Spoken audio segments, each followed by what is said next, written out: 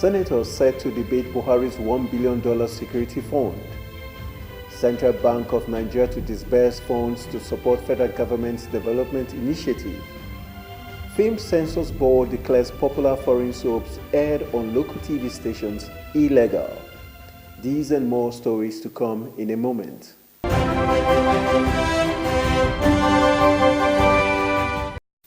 Welcome to the news at this time on television Nigerian. I am Anthony Momodu. There are indications that the Nigerian Senate might oppose President Muhammadu Buhari's approval to withdraw $1 billion to fund purchase of security equipment, going by Senate President Bukola Saraki's statement that there was no due engagement with the National Assembly on the issue by the executive. The Senate President, who was at a retreat in Jos Plateau State on the theme strengthening executive-legislature relations, stated that some senators have already expressed their disappointment on the president's approval of such a huge amount of money without recourse to the National Assembly. Saraki emphasized that Nigerians must be prepared to defend and protect the institution of the parliament, since government was all about institutions and not individuals, and further decried what he alleged was a constant attack on the legislature by individuals not disposed to the principles of separation of powers as enshrined by democratic doctrine. President Buhari's approval of $1 billion for purchase of security equipment is expected to top issues for debate when the Senate resumes plenary on Tuesday.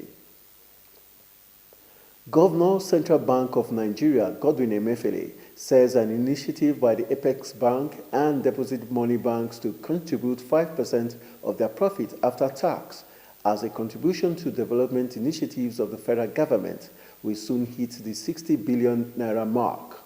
Speaking at an event over the weekend, Emefiele noted that the level of credit in the domestic economy channeled to productive private sector was critically below the levels required to place the Nigerian economy on the path of balanced, sustainable, and inclusive growth, and however assured that the CBN and the banks in Nigeria would continue to be catalysts for development in Nigeria, particularly as it concerned the vulnerable and needy in the society.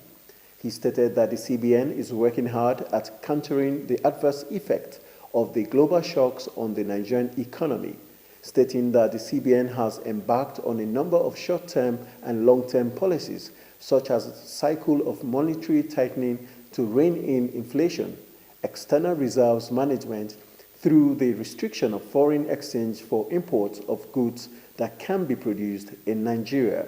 He further attributed the inability of the country to sufficiently produce what it consumes on the heavy dependence on oil sector to provide the foreign exchange needed to finance the country's imports, the poor diversification of the economy, low factor productivity in the key non-oil sector, the ostentatious and illicit taste for imported goods in Nigeria, and the inadequate finance of strategic high import and high employment multiplier sectors as major challenges facing the economy.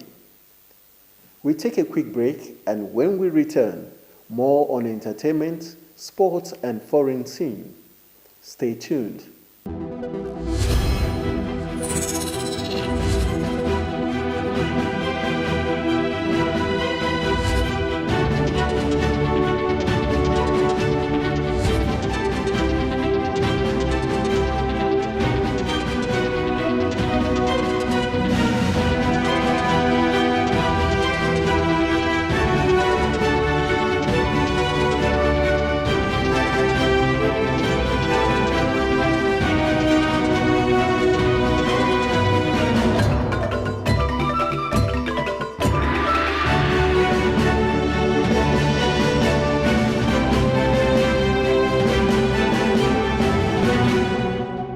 Thanks for staying tuned.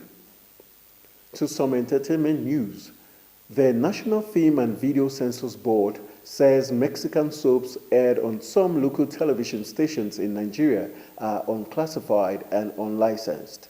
Executive Director of the board, Adedayo Thomas, stated in Abuja that many, if not all, of the foreign films, including popular Mexican and Z World soaps, which have flooded local stations in the recent times, are unlicensed and unclassified by the board, adding that apart from the films in the cinemas, which are licensed by the board, other foreign films available in the market are illegal.